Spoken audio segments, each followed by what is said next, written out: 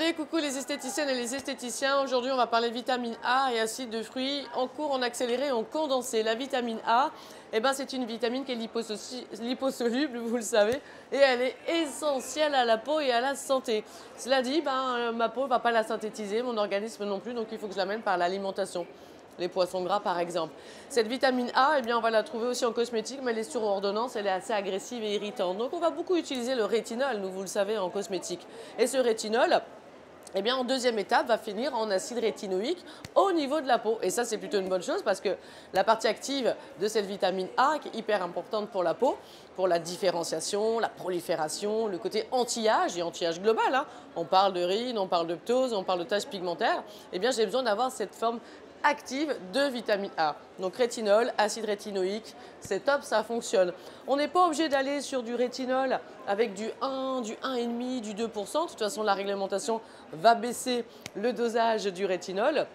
Et ce rétinol qui va être du coup bloqué à 0,03, finalement c'est très bien parce qu'il va être amené petit à petit, en petite dose, et ce sera largement suffisant pour faire un anti-âge global.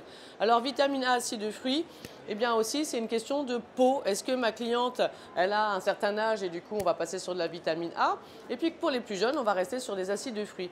Les AHA, les BHA, les PHA. Les AHA, les alpha-hydroxyacides, les BHA, les bêta-hydroxyacides et les PHA, les polyhydroxyacides. Que font-ils? En général, on dit que les AHA, c'est plutôt anti-âge et un peu plus...